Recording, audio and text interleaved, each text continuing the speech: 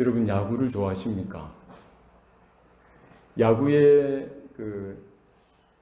출산지가 어디죠? 미국이죠. 아메리카 하면 베이스볼 하면 아메리카. 그래서 메이저리거가 아주 한창이죠. 마지막 가을 야구를 이렇게 진행 중인데 한 달 전쯤에 메이저리그 어느 한 팀에서 경기 중에 선수들끼리 같은 팀 선수들끼리 다툼이 있었어요. 경기가 끝나고 나서 이제 락커에 들어가서 이게 이제 말싸움이 되어지고요. 이게 이제 주먹 다짐이 되어진 거예요. 이게 크게 뉴스가 된 적이 있습니다. 근데 또 며칠 가지 못해서 그 팀에 똑같은 팀이에요. 이번에는 선수와 코치하고 또 시비가 붙었어요. 이 말싸움이 되어지고요. 이게 이제 분쟁이 갈등이 되어지는 거예요. 어떻게 이런 일이 있을 수가 있어요. 이 리틀리거 어린아이들 초등학생 그런 팀도 아니고요.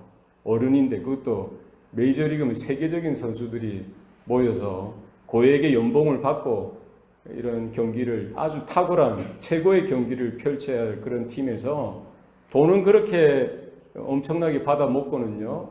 자기 관리 하나 못하고 그런 팀워크 하나 유지 못하고 무슨 메이저리그 선수 자격이 되겠습니까? 아무리 개인적으로 탁월하고 뛰어난 능력이 있다고 손 치더라도 그렇게 팀워크를 해치고요. 그렇게 서로를 인정해주지 못하고 존중해주지 못하고 서로 화해하고 화목하고 조화를 이루고 질서를 이루는 그런 팀 분위기를 좋게 형성할 그런 능력조차 없다고 한다면 그건 선수 자격도 없고요. 좋은 팀이 될 가망이 없어요. 그러니까 꼴찌에서 자꾸 왔다 갔다 하는 거예요. 안 되는 팀은 이유가 있습니다. 그게 제일 중요한 거죠. 그 다음에 성적이죠. 하나가 되어져야 돼요. 조화가 이루어지고 화목이 이루어지고 그 안에 이런 딱 눈에 보이지 않지만 분명한 질서가 잡혀져 있는 팀이 잘하는 팀이죠. 좋은 팀입니다. 우리 집은 어떻습니까? 여러분 가정은 어떻습니까? 아무리 돈이 많고요.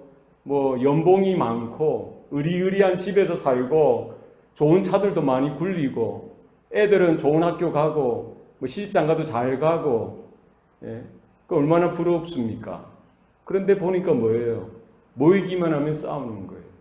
자녀들이 모이기만 하면 티격태격 싸우고 서로 비난하고 서로 책망하고 화내고 부모님에 대해서도 그렇게 존중하지 않고 존경하지도 않고 부모도 자식들에게 막대하고 그러면 그 가정이 제대로 된 가정이겠습니까? 겉으로 보기에는 화려함이 있고 아주 부유함이 있고 이런 여러 가지 부러워할 만한 요소들이 있지만 속을 보면은 그 화목하지 못하는 거예요.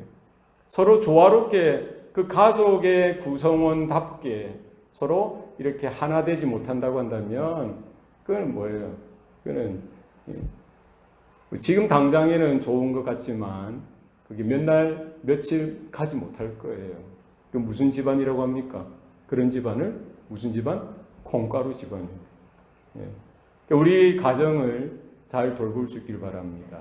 여러분의 목장들을 잘 돌아볼 수 있어야 돼요. 여러분의 속해 있는 그 공동체들을 잘 돌아볼 수 있어야 돼요. 보기 좋은 게 중요한 게 아니라 그 내실 있게 서로를 인정하고 서로를 위로하고 서로를 격려하고 서로를 축복하는 이와 같은 조화로움과 화목됨과 하나됨 이런 질서를 세워나가는 모습이 있어야 한다는 것입니다. 우리 신앙생활에도 마찬가지예요. 우리 교회도 마찬가지입니다. 중요한 게 뭡니까? 화목이에요. 화목. 조화가 있어야 돼요. 질서가 있어야 됩니다. 서로 없지만 부족하지만 서로 인정해주고 챙겨주고 하나님의 은혜로 서로를 축복하고 격려하고 위로하고 서로의 모습이 서로에게 도전이 되어지고 함께 가는 거지 않습니까? 이런 영적인 바른 분위기가 우리 교회 가운데 필요한 거예요.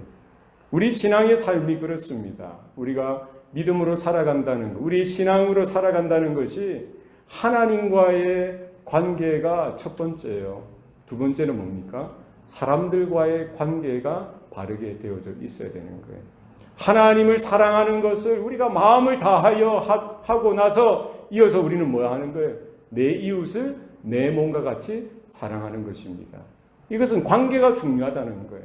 관계가 바르게 되어져야 된다는 거예요. 우리 신앙의 삶에 있어서 하나님과의 관계에 있어서도 마찬가지고 사람들과의 관계에 있어서도 서로가 서로에게 영향을 미치는 관계일 수밖에 없다라는 것이죠. 뭐 하나님만 잘 믿으면 되지 뭐. 하나님만 잘 믿으면 되지. 이 말이 됩니까? 말이 안 되는 거예요. 그러면은 저 산속에 가야죠. 저 깊은 동굴에 가서 혼자서 그냥 주여 믿습니다. 주여 믿습니다. 그렇게 신앙생활 해야죠. 그러나 하나님은 우리들을 그렇게 부르지 아니하셨다는 거예요. 주님의 몸된 교회로 부르셨습니다. 믿으십니까?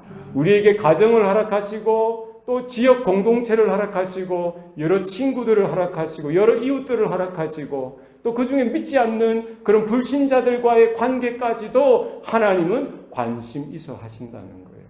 우리가 교회 안에서 바른 신앙생활도 필요합니다만 그 바른 신앙생활이 우리 교회 울타리 안에서만 이루어지는 것으로는 부족합니다. 어디에서 신앙생활이 되어져야 됩니까? 여러분의 가정에서 신앙생활이 이어져야 되는 거예요. 여러분의 직장에서 신앙생활이 이어져야 됩니다. 여러분의 캠퍼스에서 공부하는 그런 자리에서 신앙생활이 이루어져야 되는 거예요. 여러분이 사회에서 세상에서 살아가는 모든 삶의 영역에서 신앙생활이 바르게 이루어져야 하는 것입니다. 어떻게 가능합니까? 어떻게 우리의 믿음을 우리의 신앙을 하나님 보실 때 하나님 앞에서의 바른 삶으로 우리가 살아드릴 수가 있느냐는 것이죠. 오늘 본문에는 우리의 바른 신앙생활, 우리가 하나님 앞에서뿐만 아니라 사람들과의 관계에 있어서 우리가 놓지 말아야 될 분명한 우리 신앙의 요소에 대해서 두 가지로 말씀하고 있습니다. 오늘 설교 제목이죠. 뭐와 뭐라는 거예요? 뭐가 있어야 된다는 거예요? 순종과 겸손이 있어야 된다는 거예요. 우리의 신앙의 처음도 그렇고요. 우리의 신앙의 마지막도 그래요. 우리 모든 신앙생활의 과정 가운데에 우리의 삶의 뚜껑을 열어보면 뭐가 있어야 되는 거예요? 우리 믿음과 하나님의 은혜 가운데 우리 안에 뭐가 있어야 되는 거예요? 순종과 겸손이 있어야 돼요. 우리의 신앙이 경륜이 이렇게 차고 넘치면 넘칠수록 우리가 그리스도의 장성한 분량에 자라기까지 이렇게 자라면 자랄수록 우리의 신앙인격이 영그러지면 영그러질수록 우리에게는 뭐가 있어야 되는 거예요? 뭐가 있어야 돼요? 순종과 겸손이 있어야 돼요. 순종과 겸손이 사라지는 것과 동시에 우리의 신앙도 무너지게 되어 있어요. 순종과 겸손이 우리 가운데 결핍되어지는 순간에 우리 가운데 시험도 오고 유혹도 오는 거예요. 죄도 우리의 가운데 이렇게 오는 것이죠. 실족하게 되어져 있습니다. 타락하게 되어져 있어요. 처음부터 마지막까지 순종과 겸손이 있어요. 하나님 앞에서도 그렇고요. 성도들 앞에서도 그렇고요. 사람들 앞에서, 세상 사람들 앞에서도 이와 같은 영적인 태도, 영적인 요소들이 우리 가운데 늘 언제나 찾아볼 수 있어야 됩니다. 순종하시기 바랍니다. 겸손하시기 바랍니다. 어린아이뿐만 아니라 노년에 이르기까지 우리 하나님 앞에 설 때까지 이것을 놓치면 넘어지게 돼 있어요. 이것이 사라지는 순간 우리의 믿음도 우리의 신앙도 그냥 사라지게 되어져 있습니다. 기억하시기 바랍니다. 베드로, 노사도죠. 노사도 베드로가 청년들을 향하여 성도들을 향하여 이렇게 권고하는 거예요. 젊은 자들아 이와 같이 장로들에게 순종하고 다 서로 겸손으로 허리를 동이라. 뭐 하라는 거예요? 순종하고 겸손하라. 우리 신앙의 본질 중에 하나입니다. 기억하세요. 청년들, 우리 자녀들, 젊은 세대를 향하여 여러분 순종할 것을 가르칠 수 있길 바랍니다. 신앙교육을 제대로 해야 됩니다. 우리가 하나님 앞에 먼저 부름받은 자로서 우리가 먼저 하나님 앞에 겸손하여 순종하는 성도로 설 뿐만 아니라 우리 그런 책임이 있어야 돼요. 교회를 향해서, 우리 자녀들을 향해서 어떠한 것이 순종의 삶인지, 어떤 것이 겸손의 삶인지를 나타내 보여줄 수 있어야 됩니다. 말과 혀로서만 아니라 진실과 행함으로 우리의 삶 가운데 이와 같이 하나님 앞에 먼저 순종할 수 있는 겸손한 삶의 모습이 우리 가운데 나타나 보여질 수 있기를 바랍니다. 젊은 자들아, 장로들에게 순종하고 다 서로 겸손으로 허리를 동이라. 노사도 베드로는 이렇게 권면하고 있죠. 자기가 오랜 세월 신앙의 여정을 지나오고 보니까 아쉬운 게 많은 거예요. 놓치고 살았던 것이 많았던 거예요. 이것을 놓치지 말라라고 권면하고 있습니다. 젊은이들을 향하여, 청년들을 향하여, 젊은 세대들을 향하여 믿음을 가질 것을 이야기하고요. 거기 뭐예요? 순종할 것을 이야기하는 거예요. 우리가 하나님 앞에 순종하는 것 중요합니다. 하나님 앞에 절대 순종해야 돼요. 그러나 이것은 하나님 앞에 순종하는 것으로만 끝나서는 안 됩니다. 하나님께서 얼마나 중요하면, 사도가 생각할 때 그것이 얼마나 중요하면 이것이 늘 삶 가운데 훈련되어지기를 원하는 거예요. 그냥 되어지지 않지 않습니까?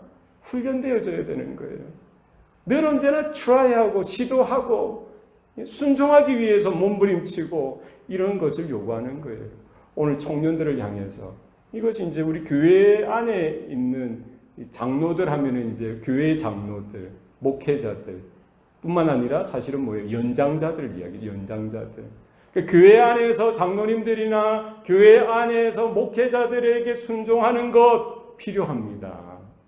하나님 앞에 순종하는 것을 훈련하는 차원에 있어서 여러분 교회 안에 권위를 하나님께서 두셨다는 사실을 여러분 인정하실 수 있길 바랍니다. 하나님께서 그와 같은 질서를 허락해 주신 거예요. 우리 가정에서 부모님에게 순종할 수 있길 바랍니다. 교회에서 영적인 권위 가운데 순종하는 여러분 되시기를 바랍니다. 좋을 때는 좋아요. 좋을 때는 좋아요. 그러나 정말 마찰이 있고 갈등이 있을 때 내가 하나님 앞에 순종한다라고 하면서 교회에 순종하지 못한다고 한다면 그것은 바른 신앙이 아니다라는 것입니다. 이것이 교회에 사라졌어요. 오늘날 찾아볼 수가 없어요. 교회가 아닌 거예요. 말만 교회지. 하나님이 아니신 거예요. 말만 하나님이시지. 누가 하나님이 되어버린 세상입니까? 내가 주인이 되고 내가 하나님이 되어졌어요. 목회자가 누굴 가장 무서워합니까? 하나님을 두려워하고 하나님을 무서워해야 되는데 그 성도 하나하나가 무서운 거예요. 거꾸로 됐어요. 목사부터 회개해야 됩니다. 사람을 두려워하는 것이 아니라 하나님을 두려워해요. 그렇지 않습니까? 그러니까 목회가 안 되는 거예요. 야단칠 거는 야단칠 수 있어야 되는데, 잘못됐다고 한 건 잘못됐다고 지적할 수 있어야 되는데 그걸 말 못하는 거예요. 그냥 다 영적인 어린아이처럼 돼버렸어요. 다 겉으로는 번지르르 하고 말은 잘하고 잘 살고 하지만 다 뭐예요? 영적으로 보면 다 기저귀 차고 있어요. 신앙생활한 지는 벌써 30년, 40년, 평생을 했는데도 다 기저귀 차고 있어요. 이 우리 모습이라는 거예요. 영적인 어린아이처럼. 여전히 내가 주인이 되어서 내가 중요한 거예요. 내 의견이 중요한 거예요. 다 그렇게 사는 거예요. 우리 현대 교회들이 다 그렇습니다. 우리 모습인 거예요. 이건 청년들만의 문제가 아닙니다. 우리 교회로서 하나님의 음성으로 좀 받으시길 바랍니다. 이게 안 되는데 어떻게 하나님 앞에 순종할 수 있겠어요? 구약에 수많은 선지자들을 하나님 보내지 않았어요? 신약에도 하나님께서 사도들을 세우시고 예수님의 그 제자들을 파송하시지 않았어요? 예수님이 직접 말씀하시는 거예요. 하나님이 직접 말씀하시는 거예요. 대신 누가 전하는 겁니까? 사도들이 전하는 거죠. 선지자들이 대신 전하는 거예요. 그 사도들, 그 선지자들 하나하나 보면은 뭐 잘난 게 있었겠어요. 농사 짓다가 와서 하나님이 선지자로 부르시니까 그냥 뽕밭에서 일하다가 선지자로 부름받은 사람도 있고, 평생 어부질 하다가 물고기 잡다가 그냥 주님이 부르시니까 그냥 그렇게 사도가 되는 거예요. 그 권위에 대해서 순종하지 못하는 거예요. 그러면서 하나님 앞에 순종한다고 어떻게 말할 수가 있습니까? 우리 교회 가운데, 우리 가정 가운데 순종하기를 우리가 훈련되어져야 되는 거예요. 훈련하셔야 돼요. 여기에 대해서 늘 자신을 돌아보시고 나는 하나님 앞에 순종적인가? 나는 하나님 말씀 앞에 순종적인가? 나는 하나님의 권위 앞에 순종적인가? 뭐를 보면 알 수 있습니까? 우리의 교회 생활을 보면 알 수 있고요. 우리 가정 생활을 보면 알 수 있습니다. 우리 사회 생활을 보면 알 수가 있다는 거예요. 젊은 자들아, 장로들에게 순종하라. 이 말은 교회 안에 장로들뿐만 아니라 연장자들, 사회에서, 세상에서 그들이 비록 믿지 않는다라고 하더라도 연장자, 나이가 많다는 것 하나만으로도 뭘 하라는 거예요? 그들의 말을 존중하고 그들의 인격을 인정해주고 뭘 순종하라는 거예요. 그것을 통해서 뭘 하는 겁니까? 하나님께서 이 모든 관계 가운데 그 질서 가운데 권위를 주셨다는 사실을 인정하고요. 바로 그 권위를 주신 하나님 앞에 순종하는 것을 우리가 모든 삶의 범사에서 훈련되어지는 거예요. 훈련하는 겁니다. 여러분, 인간적인 도덕 윤리로 순종하는 것 아닙니다. 하나님의 말씀이요, 하나님의 영적인 진리가, 영적인 원리가 이 모든 인간 관계 가운데 들어있다는 사실을 우리가 발견할 수 있어야 되는 거예요. 그래서 이 관계를 통해서 뭐예요? 하나님의 은혜와 하나님의 진리와 하나님의 사랑뿐만 아니라 하나님을 경배하고 높여드리는 그 원리도 우리가 배워나가는 것이죠. 연장자들에게, 연세에 지긋하신 분들에게 순종하시기 바랍니다. 순종하는 거 훈련하셔야 돼요. 훈련하셔야 돼요. 하루아침에 되어지지 않습니다. 제가 어렸을 때는요, 길 가다가 뭐 고등학생들 있잖아요. 고등학생들 골목에서 뭐 합니까? 담배를 피잖아요. 그러면 이웃의 할아버지들이 나와서 옛기놈 하면은 뭐예요? 숨겨요. 숨기든지 던지든지, 아니면 죄송하다고 막 어쩔 바를 모르는데 요즘에 고등학생들은 어떻게 합니까? 중학생들 어떻게 해요? 지나가든 아저씨든 할아버지든 옛기놈 하는 할아버지도 없을 뿐더러 만약에 그렇게 하면 뭐라고 합니까? 딱 이렇게 쳐다보면서 뭐라고? 하면서 반말을 해요. 그냥 지나간 대로 지나가지. 뭐예요? 막말을 쏟아붓는 거예요. 누구한테? 동네 할아버지한테. 동네 어른들한테. 요즘은 그런 순종이 사라진 시대입니다. 학교에도 순종이 없어요. 여러분, 가정에는 순종이 있습니까? 가정에도 순종이 상실되어졌어요. 이 세대의 모습이 이러는 거예요. 순종은 없어요. 다 자기가 중심이 되어져, 자기가 주인이 돼요. 자기 기분, 자기 마음, 얼마나 교만하고 거만한지.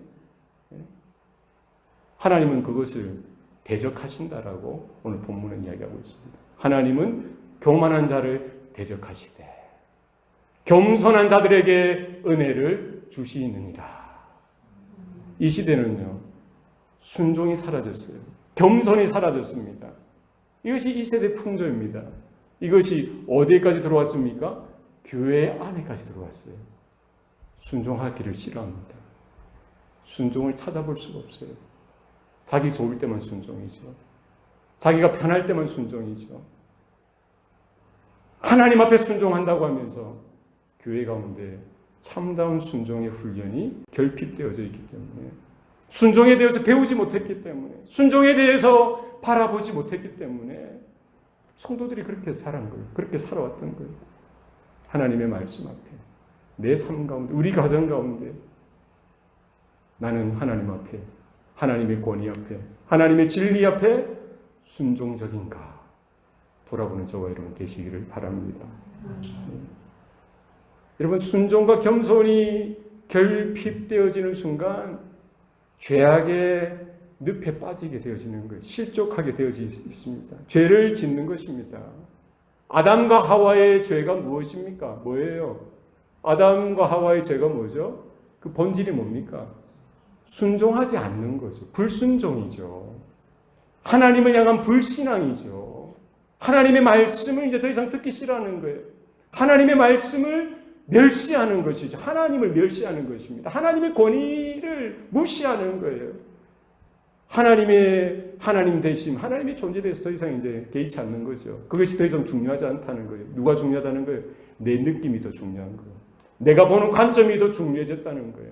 내가 생각하고 내가 추구하는 그 삶의 방향이 더 중요하더라는 거예요. 자기 마음이에요. 자기가 기뻐하는 것, 자기 기분이에요. 자기 기분이 어떠냐는 것이죠. 그게 더 주가 되어져서 자기 거를 주장하고 자기 거를 선택하는 거예요. 뭐예요? 순종은 찾아볼 수 없는 거예요. 여러분, 순종이 왜 그렇게 중요합니까? 하나님 앞에 순종하지 못하는 그것이 바로 죄의 본질이라는 거예요. 죄라는 거예요. 그게 타락되어지고요. 그게 뭐예요? 죄의 싹은 사망이고 하나님으로부터 멀어지게 되어지고 하나님의 영원한 진노 가운데 심판 가운데 놓여질 수밖에 없다는 것이죠. 사울은 처음에 부름받았을 때는 아주 순수했어요. 순종적이었습니다. 겸손한 자였어요. 그러나 정작 왕이 되고 나서 며칠 되어지지 못하고서 어떻게 됩니까? 교만해지는 거예요. 이제 더 이상 하나님의 말씀을 듣기를 싫어합니다. 불순종하였죠. 거만한 거예요. 하나님께서 분명히 명령하셨는데 하나님께서 원하시는 뜻이 분명한데도 그것을 무시하는 거예요. 불순종이 사울에게 나타났던 거예요. 하나님은 그것을 경멸하는 거예요. 멸시하는 거예요. 하나님이 싫어하시는 거예요. 아무리 그가 하나님 앞에 예배를 많이 드리고 번제를 많이 드리고 기름진 그런 고기들을 가지고 와서 하나님 앞에 이렇게 태워 제사로 올려드린다고 해도 하나님 그것을 받기를 싫어하시는 것이죠.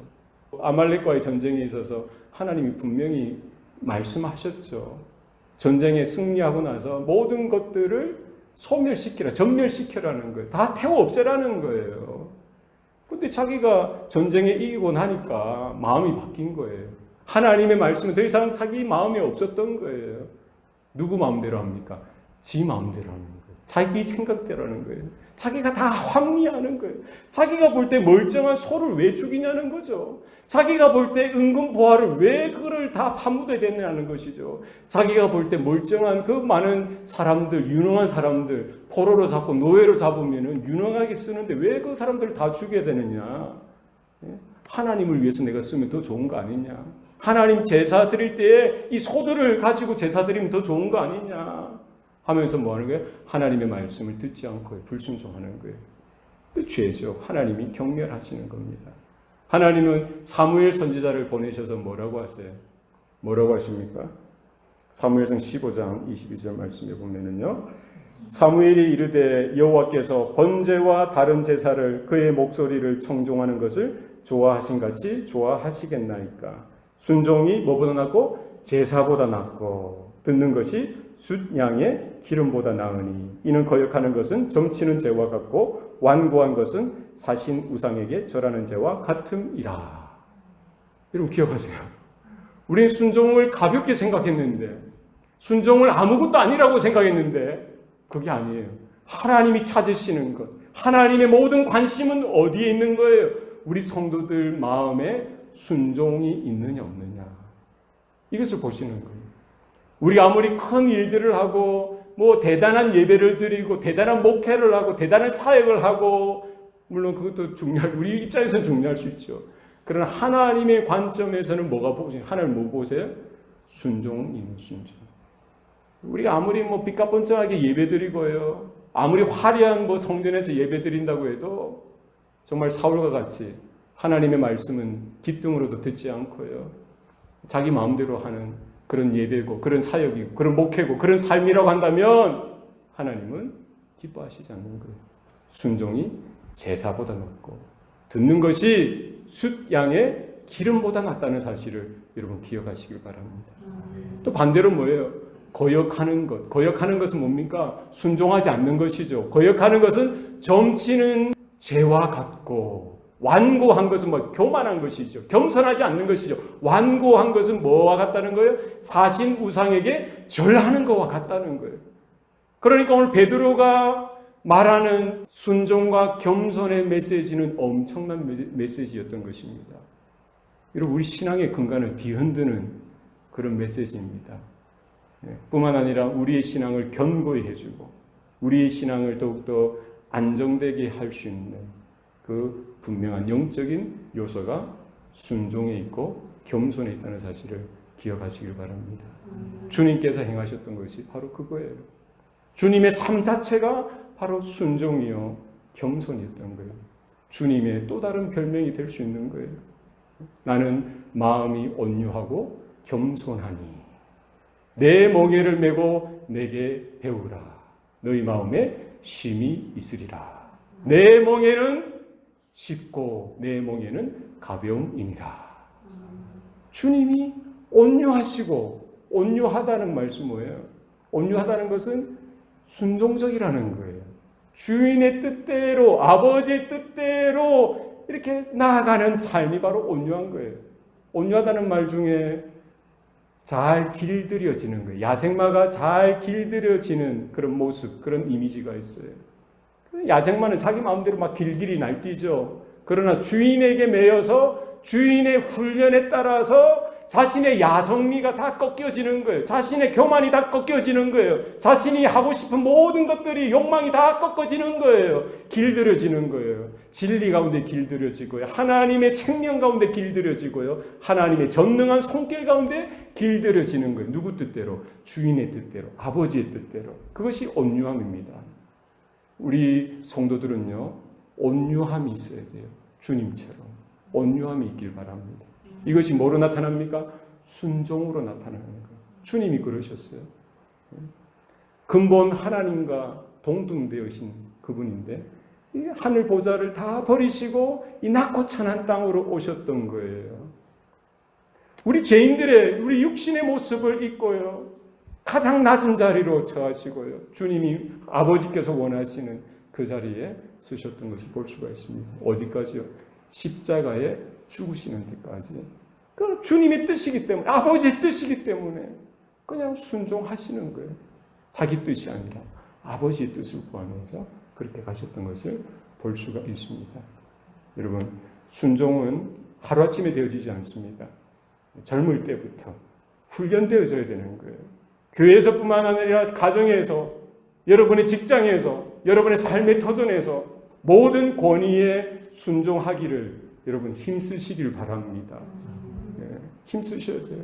그냥 그 회사이기 때문에, 사회이기 때문에 그 어떤 다른 그 권위, 그것이 아니라 하나님께서 맡겨주신, 하나님께서 부여하신 관계라는 사실을 발견하고 그것을 인정하는 거예요. 전혀 관계없는 그런, 듣지 않아도 될 그런 관계이지만 순종하기를 우리가 힘쓰는 걸 배우는 거예요. 결국 하나님의 권위, 하나님 앞에 순종하기로 우리가 이와 같은 모습이 성숙되어지는 것이죠. 훈련되어지는 것입니다. 오늘 본문에 보면은 다 서로 겸손으로 허리에 띠를 띠라고 했어요. 그죠? 겸손으로 허리를 동이라. 허리에 띠를 띠라는 말이죠. 겸손으로 허리를 동이라. 허리에 띠를 띠는 거예요. 보통 이 고대 시대 때에는 종들이 주인을 섬기기 전에 앞치마로 이렇게 허리를 띠를 띠는 거예요. 허리를 동이는 거예요. 그러니까 노예들, 종들은 뭐예요? 앞치마로, 수건으로 이렇게 허리에 띠를 띠는 거예요. 그래서 이제 그러면 이제 뭐예요? 뭐가 되는 거죠? 주인을 섬기는 것이 되죠. 주인이 옷 입는 것도 돌보고, 주인이 씻는 것, 또 주인이 들어오면은 뭐 발을 씻는다든지 그럴 때 또 무릎 꿇어서 주인을 섬기는 거예요. 겸손으로 허리를 동이라는 것은 뭡니까? 최고의 겸손의 삶을 살아가라는 것이죠. 겸손하고 또 겸손하라는 거예요. 누가 이루셨어요? 예수님께서 이렇게 하셨어요. 예수님이 돌아가시기 전, 잡히시기 전날 밤 제자들에게 뭘 하셨어요? 식사를 다 마치시고 수건으로 허리를 동이셨죠. 수건으로 허리를 띠를 띠시고 대야에 물을 담아서 그 제자들의 발을 하나하나 씻겨주셨어요. 닦아주셨죠. 마치 종이 해야 될, 노예가 해야 될 그 일을 주님께서 하시면서 내가 선생으로서 너희를 섬긴 것처럼 너희들도 이와 같이 하라. 섬김의 본을 보여주셨습니다. 뭐예요? 누가 섬길 수 있습니까? 겸손한 자가 섬길 수 있다는 사실을 여러분 기억하시길 바랍니다. 주님이 하셨어요. 주님이 보여주셨습니다. 주님께서 우리에게 그렇게 하라라고 말씀해 주셨습니다. 우리의 신앙의 삶이요, 겉만 번지르르한 것이 아니라 우리의 속이, 우리의 내면이, 우리의 속사람이 정말 하나님의 말씀 앞에, 하나님의 권위 앞에 순종적이어야 합니다. 그리고 정말 하나님 앞에 겸손하여서 높아지는 것 아니고 완고해지고 거만해지고 교만해지는 것이 아니라 우리가 아는 것만큼, 경험한 것만큼, 깨달은 것만큼, 하나님께서 허락하신 그 은혜와 사랑을 받은 것만큼 더욱더 겸손해지고 주님처럼, 주님이 낮아지신 것처럼 그렇게 겸손해질 수 있기를 바랍니다. 오늘 6절 말씀에 다시 한 번 더 강조하여 말씀하시죠. 그러므로 하나님의 전능한 손 아래에서 뭐하라? 겸손하라. 때가 되면 너희를 높이시리라. 하나님의 말씀인 줄로 믿습니다. 네. 여러분, 누가 겸손할 수 있어요? 누가 겸손합니까? 하나님의 전능하신 손 아래에 거할 때 우리가 겸손할 수 있는 거예요. 전능하신 하나님 앞에 우리가 서 있을 때 겸손할 수 있습니다. 영광의 하나님 앞에 서 있을 때 우리가 겸손할 수 있어요. 여러분이 대하는 모든 사람들 앞에 서 있지만 기억하세요. 나는 영광스러운 하나님 앞에 서 있는 존재다. 전능하신 하나님의 손길 아래에 거하는 존재라는 거예요. 그러니까 교만할 수 없죠. 거만할 수 없습니다. 돈이 조금 있다고 해서, 조금 많이 배웠다고 해서, 내가 좀 더 열심히 있다고 해서 교만해질 수가 없는 거예요. 우리는 어디 아래 있기 때문에 하나님의 전능하신 손길 안에 거하는 자이기 때문에 그 사실을 늘 언제나 영적으로 인식하고 있다면 교만이 어디 있어요? 교만할 수 없죠. 내가 누구인지 아는데 하나님의 전능하신 손이 우리를 붙들고 있지 않으면 한순간에 우리는 먼지와 같이 사라질 인생이지 않습니까? 우리가 어디에서부터 왔고 왜 우리가 존재하고 앞으로 우리가 나아가야 될 인생이 무엇인지를 우리가 아는 거예요. 하나님께로부터 왔다는 거예요. 하나님의 은혜로 산다는 거예요. 흙으로 사람을 지으시고 그 코에 생기를 불어넣으시자 생명이 되어졌던 것처럼 우리도 그 먼지에서 왔잖아요. 흙에서 왔잖아요. 우리도 흙으로 돌아간다는 사실을 깨닫는데 왜 겸손하지 못합니까? 겸손할 수밖에 없는 것이죠. 죄와 사망의 저주 가운데 있었던 우리들 아니겠어요? 마귀의 자녀였던 우리들 아니겠습니까? 그러나 하나님의 전능하신 손이 우리를 건져주셨던 사실을 우리가 늘 깨닫는다면 우리가 교만할 수 있습니까? 교만할 수 없죠. 완고할 수 있습니까? 완고할 수 없죠. 겸손할 수밖에 없죠. 오늘 사는 것도 하나님의 은혜입니다. 오늘 사는 것도 하나님의 전능하신 손이 나를 붙들고 있다는 사실, 그 하나만으로도 우리는 겸손할 수가 있는 것입니다. 여러분 기억하시기 바랍니다. 세상에서 누가 높으냐, 누가 낮으냐, 네 때문이다, 내 때문이다 이렇게 티격태격할 필요 없습니다. 영적인 시야가 터지고요. 영적인 안목으로 우리 자신을 보고 사건을 바라보고 세상을 바라볼 수 있길 바랍니다. 하나님의 전능자의 손 아래 누가 거들먹거리고 누가 잘났다라고 뽐낼 수가 있겠습니까? 겸손하면서 첫째는 하나님의 은혜요, 두 번째는 당신 덕분이다 이렇게 인정해주고 칭찬해주고 위로하시고 축복할 수 있기를 바랍니다.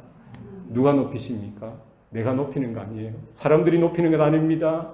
때가 되면은 하나님께서 높이시는 줄로 믿으시길 바랍니다. 지금은 사람들이 인정해주지 못할지라도, 지금은 세상이 알아주지 못할지라도 하나님의 때가 되면 하나님이 높이시는 줄로 믿으시길 바랍니다. 이 세상에서 그 때를 하나님이 가지지 않으면 우리가 하나님 앞에 갔을 때, 주님이 다시 오셨을 그때라도 높여주시는 거예요. 이런 믿음으로 서시기 바랍니다. 그래서 우리의 신앙의 삶이 늘 순종하며 겸손하여서 하나님이 주신 믿음, 이 은혜, 이 구원을 잃어버리지 아니하고, 길을 잃어버리지 아니하고 끝까지 신앙의 바른 삶을 살아드리는 저와 여러분 되시기를 축복합니다. 기도하시겠습니다. 살아계신 아버지 하나님, 오늘도 우리에게 복 주시니 감사합니다. 오늘 주신 말씀대로 우리가 순종할 수 있도록 우리의 육신을 쳐서 복종할 수 있는 은혜가 우리 가운데 있게 도와 주시옵소서. 우리의 주인 되시고 우리의 구원자 되신 주님, 또 우리 하나님의 전능하신 그 손길 아래 있다는 사실을 늘 깊이 깨닫게 하셔서 한순간도 우리가 교만하거나 거만하지 않게 하시고, 주님처럼 나는 온유하고 겸손하니라고 말씀하셨던 주님에게로 오라고 초청하셨던 것처럼 우리도 주님의 멍에를 메고 주님 옆에 딱 달라붙어서 주님의 온유하신 대로, 주님의 겸손하신 대로 우리도 그와 같은 바른 신앙의 인격으로 변화되어지고 자라날 수 있도록 주님 복을 더하여 주시옵소서. 모든 것 감사드리고 예수님 이름으로 기도하옵나이다. 아멘.